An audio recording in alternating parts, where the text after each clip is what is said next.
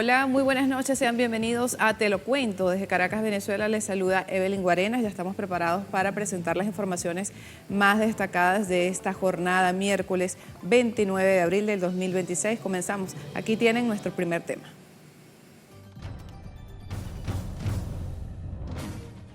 La presidenta encargada de Venezuela, Delcy Rodríguez, exigió a Estados Unidos y a gobiernos europeos el levantamiento de todas las sanciones contra el país.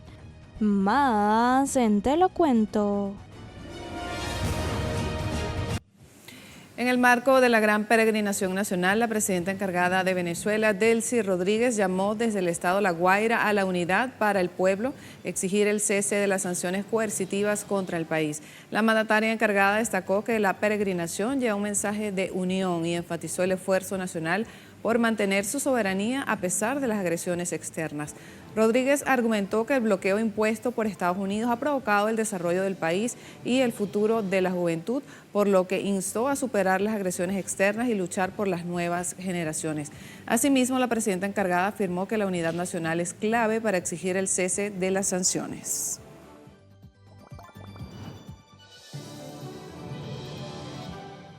La peregrinación es un proceso interno de cambio, de reflexión, pero también es un proceso colectivo, que como sociedad nos entendamos y que ese proceso colectivo permita que la unión del pueblo de Venezuela se pongan todos al frente cuando nos toque defendernos frente a una agresión extranjera, que podamos todos juntos, uno junto al otro, podamos decirle al presidente Donald Trump con mucho respeto: ya basta de sanciones para Venezuela. Hemos dado pasos importantes, pero no puede quedar una sola sanción contra nuestro país, porque ha causado sufrimiento, porque ha atentado contra el desarrollo de Venezuela, pero también ha afectado las relaciones de cooperación de Venezuela con esta región y con el mundo. Y sectores económicos del mundo también fueron afectados por las sanciones. A su vez, la mandataria encargada hizo un llamado a la juventud que ha migrado a regresar al país, asegurando que su futuro ha sido afectado por las sanciones. Millones de niños y niñas y jóvenes han sido afectados por las sanciones. Las oportunidades para jóvenes como Oliver, nuestro vicecanciller, como nuestra diputada, que esas oportunidades se proyecten en el futuro para una juventud que está preparada. Y la juventud que está fuera de Venezuela regrese a su país, regrese a trabajar por su país. Yo los he invitado y no desisto. Quiero que regresen a abrazar a sus amigos, a abrazar a su familia, para que sientan de verdad lo humano divino que es poder estar entre los seres queridos. La diputada de Acción Democrática, Angelita Mayo, asegura que el levantamiento de las sanciones contra Venezuela es una necesidad que trasciende las diferencias políticas para atender a los más vulnerables. Esto no es de colores políticos, sino que cuando hablamos de polarización se traduce en años y años de conflicto. Y esos años y años de conflicto se han traducido en algo gravísimo para Venezuela, que es el tema de la imposición de las medidas coercitivas unilaterales. Y eso, por supuesto, que no ha afectado a un sector político, al gobierno o a otros, sino que sin duda ha afectado a los sectores más vulnerables que hacen vida dentro de Venezuela. Y para quienes hacemos política de manera consciente, para quienes hacemos política de manera responsable, que hacemos política de manera diaria, pues por supuesto que nos interesa poder escuchar con empatía a esos sectores vulnerables. Que sin duda, cuando caminamos las calles y vemos que existen problemas reales que resolver, pues también entendemos que existen limitaciones. Y es allí donde nosotros tenemos que pensar en nuestros puntos en común. Por supuesto que si el levantamiento de las medidas coercitivas unilaterales en las mal llamadas sanciones contribuye al mejoramiento de los servicios públicos, pues allí estaremos sumándonos. En Venezuela seguimos. En el estado Miranda se unió a la gran peregrinación nacional por un país libre de sanciones y en paz. Una movilización llena de esperanza y de sentir patrio por el territorio. Nuestra corresponsal Andrea Romero estuvo allí y nos trae los detalles. Los habitantes del estado Miranda alzaron sus voces para denunciar el impacto del bloqueo en la vida cotidiana de la clase trabajadora y la urgencia de recuperar plenamente la soberanía económica. Si no levantan las sanciones, no podemos seguir habilitando los servicios públicos, no podemos aumentar el sueldo, que es una de las cosas que están pidiendo actualmente. No podemos hacer muchas cosas porque nos cuesta traer la materia prima, entonces eso nos aumenta el costo y el poder adquisitivo, eso igual va a evaluar y afecta a la economía. Por eso es que necesitamos que levanten las sanciones. Ya gracias a Dios estamos dentro del FMI, donde nos liberaron los 5.000 millones de dólares que van dirigidos al pueblo, van dirigidos a los servicios, van dirigidos a los ambulatorios, a los centros asistenciales, gracias a que las políticas de nuestro presidente y el socialismo se liberaron en su momento cuando la pandemia. Todos los bienes fueron directos hacia el sector salud. La unidad nacional es el único camino para superar las agresiones externas. Así lo destacan los manifestantes desde el sentido de pertenencia a su nación. Aquí no tenemos color, ni raza, ni distinción política. Es solamente Venezuela, un solo músculo avanzando para que el tema fluya como debe de terminar de ser. Aquí nos encontramos, parte de esta gran nación, como les acabo de decir, con una sola fuerza, un solo avance, que es lo que queremos para este país, y que continuemos en avance continuo, porque ya el avance está, lo que tenemos que continuarlo. Cada testimonio es una exigencia para que las medidas coercitivas unilaterales impuestas sobre Venezuela sean eliminadas en su totalidad. Pido al gobierno norteamericano que termine con las sanciones hacia mi país, ya que eso ha traído como consecuencia las situaciones críticas en cuanto a la alimentación, a la salud y a todos los servicios. Pues nuestro país, nuestros habitantes, nuestros hermanos venezolanos han sufrido en carne propia el bloqueo que mantiene ese imperio, que solo lo que ha hecho es causar destrucciones, no solamente en nuestra amada patria Venezuela, sino en otros países. La multitudinaria columna humana avanzó con determinación hasta converger en la parroquia Petare. En este punto de la resistencia popular mirandina, el presidente de la Asamblea Nacional, Jorge Rodríguez, se dirigió a los presentes resaltando el objetivo de esta gran movilización nacional. La razón era abrir el espíritu, encontrarnos de espíritu, que las venezolanas y los venezolanos pudiéramos fundirnos en un solo espíritu, en una sola razón, en un solo sueño, en una sola sonrisa, que se eliminen para siempre las sanciones que tanto daño han hecho, para que Venezuela vuele libre, para que Venezuela se levante, amparado por este Cristo de Petare, amparado por las luchas históricas en esta redoma, en Mezuca, en Guarenas, en Guatire. Y que ese espíritu sirva para la reconciliación nacional. Después de recorrer todo el país, la peregrinación finalizará este jueves 30 de abril en Caracas, bajo una consigna que hoy resuena en todo el territorio: el cese inmediato de las agresiones contra Venezuela. En la cámara de Marcos da Silva para Telesur, Andrea Romero. Venezuela firmó un memorándum de entendimiento con la empresa energética británica BP para la explotación de hidrocarburos en el estado del Tamacuro. La presidenta encargada, Delcy Rodríguez, saludó la cooperación pactada con la empresa británica BP para impulsar la exploración de gas en el territorio nacional. La jefa de Estado subrayó que el regreso y establecimiento de relaciones con compañías extranjeras es una muestra de futuro energético que se desarrolla en beneficio del pueblo venezolano. Además, Rodríguez abogó por mantener relaciones basadas en la equidad, en el respeto mutuo y el desarrollo compartido.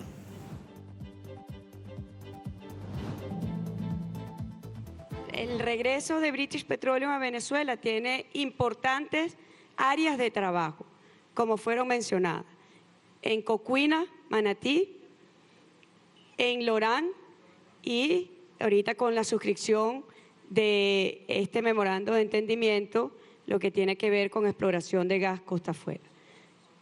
El regreso de British Petroleum es una muestra clara del futuro que queremos marcar para Venezuela y las relaciones energéticas internacionales, que sean relaciones de respeto, que sea una cooperación basada en ganar, de beneficio compartido, que sea un beneficio para el desarrollo del pueblo venezolano. Lo hemos dicho, lo que estamos haciendo en nuestra agenda energética internacional, diversificándola, desarrollándola, es para el bienestar del pueblo de Venezuela.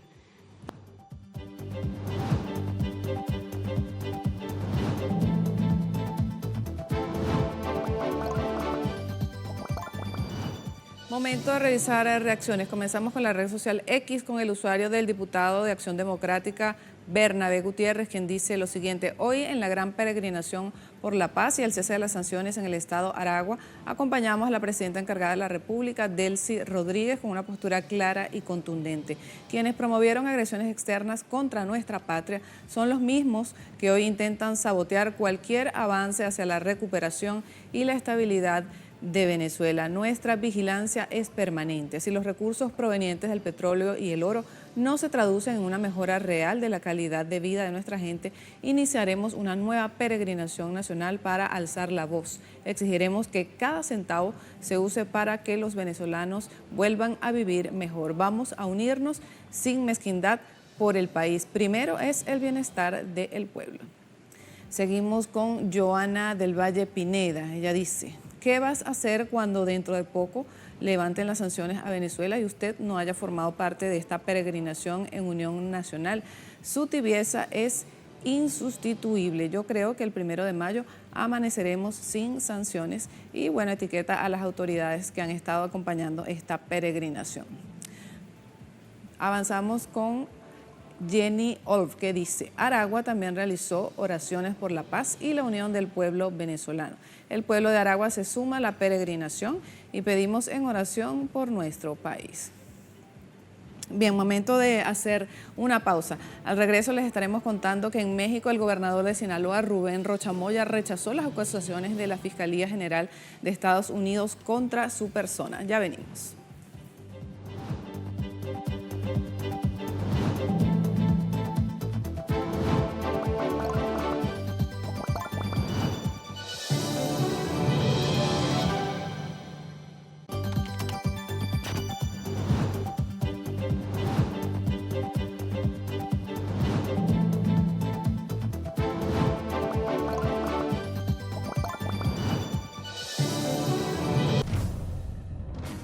El gobernador de Sinaloa rechazó las acusaciones de Estados Unidos sobre su supuesta vinculación con organizaciones del narcotráfico, señalando que carecen de veracidad y fundamento alguno. Más en Te lo cuento.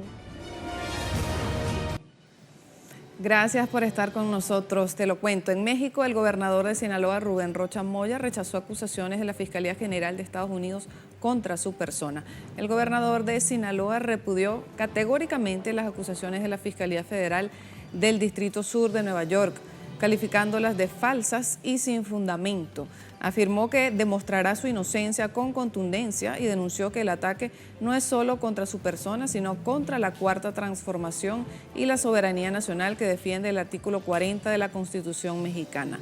Rocha Moya aseguró al pueblo sinaloense que con dignidad probará la falta de sustento de lo que llamó una calumnia.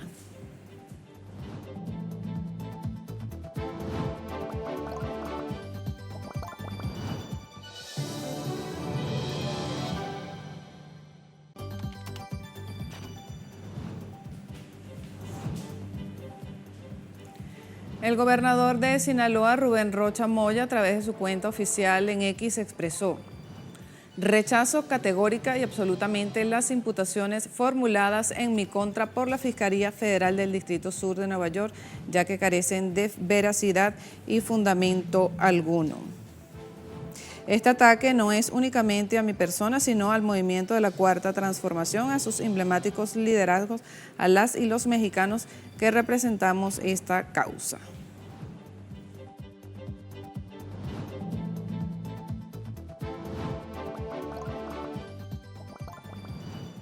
Seguimos contándoles sobre este tema. El gobierno de México analiza una solicitud de extradición de Estados Unidos y advierte sobre la falta de pruebas en la petición de Washington.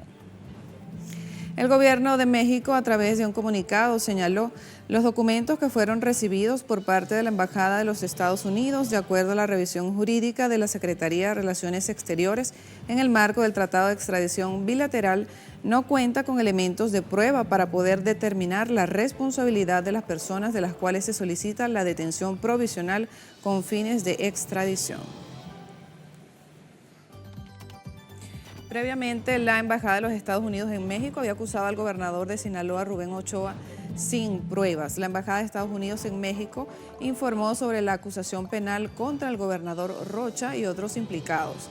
Por otra parte, la Fiscalía Federal del Distrito Sur de México, el embajador Ron Johnson, señaló que la lucha contra la corrupción y el crimen transnacional es un compromiso compartido. Afirmó que se seguirá trabajando con las autoridades mexicanas para fortalecer el Estado de Derecho y la rendición de cuentas. Pese a estos comunicados, cabe señalar que aún no existe prueba alguna en contra del gobernador Rocha.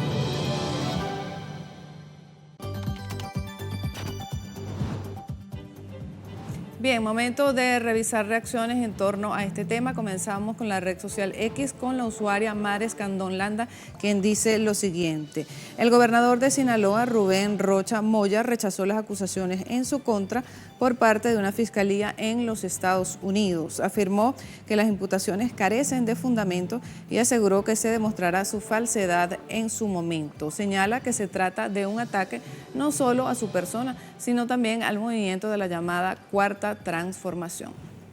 Avanzamos con la siguiente reacción. José Luis Morales nos dice: mientras no se compruebe, todos tienen derecho a la presunción de inocencia. Fueron las palabras de Ricardo Monreal sobre la acusación de Estados Unidos a Rocha Moya, gobernador de Sinaloa, quien estaría siendo vinculado al cartel de Sinaloa. Seguimos con la última reacción. El usuario Luis Cárdenas MX, quien dice: es una calumnia. Rocha Moya estalla tras acusaciones en Estados Unidos. El gobernador de Sinaloa, Rubén Rocha Moya, rechazó de forma categórica las acusaciones de la Fiscalía de Nueva York, asegurando que son falsas y sin fundamento. Señaló que se trata de un ataque no solo contra él, sino contra la Cuarta Transformación de la soberanía nacional. Afirmó que demostrará su inocencia. Vamos ahora a revisar nuestra conexión crisis climática. Vamos a comenzar en Colombia. Les contamos lo siguiente. Las lluvias torrenciales en Cundinamarca dejan en alerta al municipio Soacha en Colombia. Barrios como León 13 y Quintanares amanecieron anegados, con las calles convertidas en ríos de lodo y piedras que afectan la movilidad popular. El alcalde Julián Sánchez atribuye la emergencia al colapso del alcantarillado. Bomberos y gestión de riesgo trabajan en el sector La Esperanza, mientras el gobierno local promete monitoreo permanente. Las familias damnificadas esperan respuestas mientras se evalúan los daños por aguas y sedimentos. Seguimos con la siguiente información. En Estados Unidos, un severo temporal con granizo del tamaño de pelotas de béisbol azotó el estado de Missouri en Estados Unidos. Los témpanos de hielo alcanzaron, imagínense ustedes, hasta 10 centímetros de diámetro, un tamaño inusual que provocó destrozos en infraestructura y vehículos. Entre las zonas más afectadas se encuentran un zoológico local que sufrió daños significativos, mientras que miles de residentes quedaron sin suministro eléctrico, esto debido al impacto de la tormenta. Las autoridades locales ya se encuentran evaluando la extensión total de los daños, mientras los equipos de emergencia trabajan para restablecer los servicios en las zonas afectadas. Momento de revisar ahora la información en materia económica.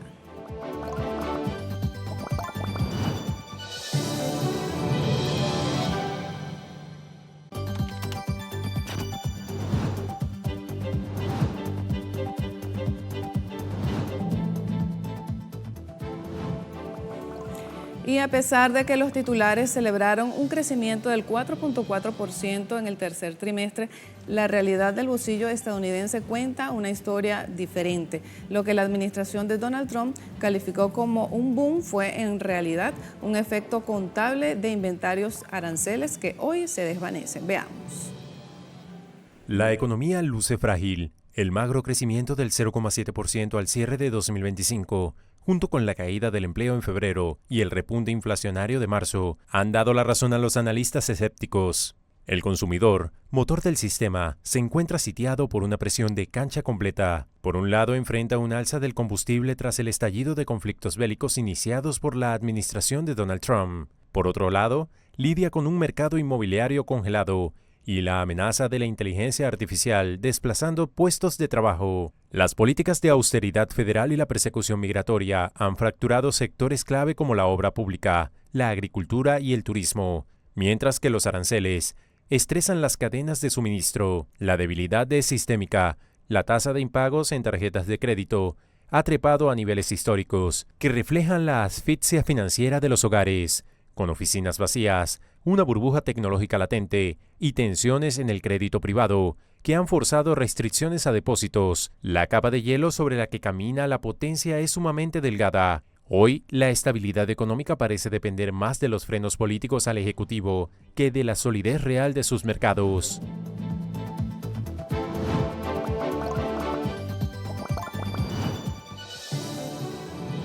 Kenia se paralizó para recibir a su nuevo héroe nacional, Sebastián Sawe, reciente campeón del Maratón de Londres, quien aterrizó en Nairobi. Fue recibido con el tradicional bautizo de cañones de agua en el aeropuerto Jomo Kenyatta. Sebastián Sawe, el keniano que no solo ganó el Maratón de Londres con un tiempo de 1 hora 59 minutos y 30 segundos, sino que también logró superar el récord mundial previo por 65 segundos. El secretario del Gabinete para Asuntos de la Juventud, Economía Creativa y Deportes de Kenia, Salim Murya, quien estuvo presente en el acto, calificó la hazaña como una victoria para la nación. Mientras el color y el ritmo de los grupos de danza celebraban el paso del vehículo que escoltaba al campeón. El padre del atleta que estuvo en el acto expresó que este logro no le es suficiente y que busca reducir el récord aún más.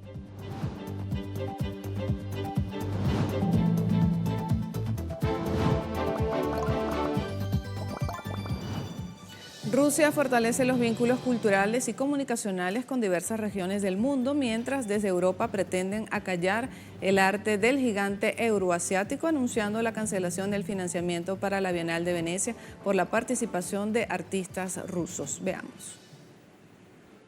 Febrero de 2022 marcó el inicio para Rusia de una guerra anticultural con la cual intentan desde Occidente frenar todo el esplendor de la cultura y las tradiciones milenarias del gigante euroasiático. Estas acciones han llevado a Moscú a diversificar sus vínculos culturales con varias regiones del mundo. En un espíritu de buena vecindad, Moscú apuesta por colaborar para establecer una casa rusa en mi país, que podría servir de catalizador para fortalecer la cooperación con Rusia en el ámbito de la educación artística y para el intercambio de ideas y experiencias en los campos de la música, la literatura, el cine y la experiencia profesional. Por ejemplo, en el ámbito de la transmisión y preservación de la memoria, en particular a través de la cooperación museística.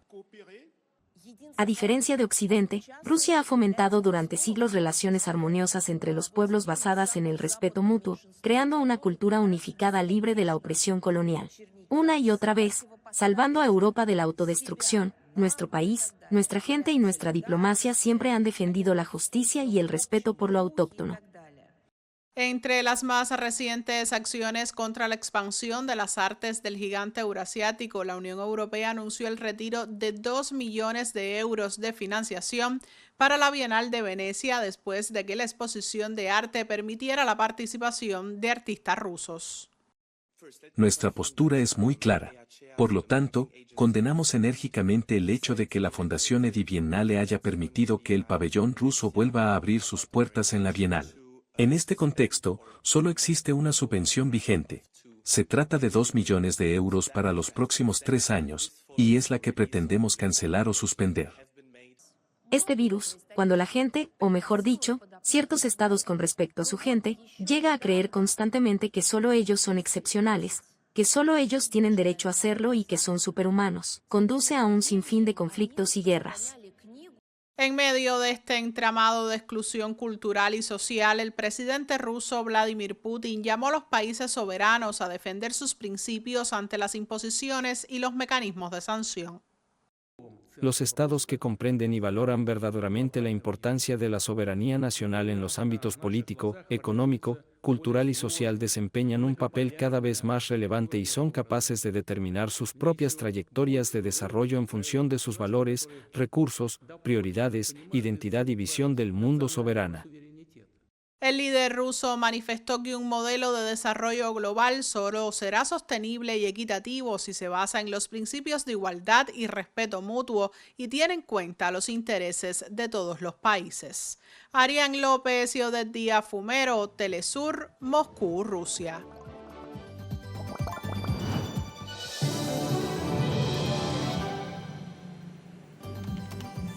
Bueno, ahora nos trasladamos al otro continente donde ya es de día, hay noticias. Revisamos el portal web New As que titula Zelensky aprueba un paquete de sanciones contra empresas vinculadas a Rusia.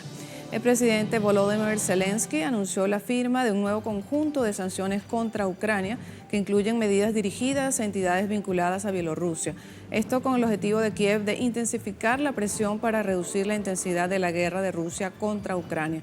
En su discurso vespertino del miércoles, Zelensky afirmó que las sanciones fueron aprobadas tras decisiones del Consejo de Seguridad y Defensa Nacional de Ucrania. Citamos: he firmado otro paquete de sanciones contra Ucrania, uno significativo dirigido en particular a entidades en Bielorrusia, declaró Zelensky. Esto es una señal para muchos de nuestros socios sobre dónde debemos ejercer presión para reducir la magnitud e intensidad de esta guerra. Vamos con el siguiente portal. Al-Mayadin titula: Libia condena a miembros de la red de trata y secuestro de migrantes. Ampliamos. El titular penal de Trípoli condenó a miembros de una banda criminal implicada en trata de personas, secuestro con fines de rescate y tortura, imponiéndoles penas de hasta 22 años de prisión. Según informó la oficina del fiscal general, uno de los acusados fue sentenciado en rebeldía. Las autoridades no han revelado la identidad de los condenados. De acuerdo con el comunicado, los implicados operaban desde la ciudad costera de Suara, al oeste de la capital, donde se dedicaban al tráfico ilícito de migrantes. La Fiscalía ha señalado que la red secuestraba a personas en tránsito y exigía rescates a sus familias mediante el envío de videos que mostraban actos de tortura. Bueno, lamentable esta información y de esta manera vamos a avanzar con la información, el video que les tenemos de despedida sobre la fe, sobre la unidad nacional en Venezuela, que está por encima de todo el país, que exige que se levanten las sanciones más allá del cansancio físico, más allá de los kilómetros recorridos. Lo que prevalece es la reafirmación, la identidad y la fe de un pueblo que camina unido. Así finalizamos. Tengan todos una feliz noche.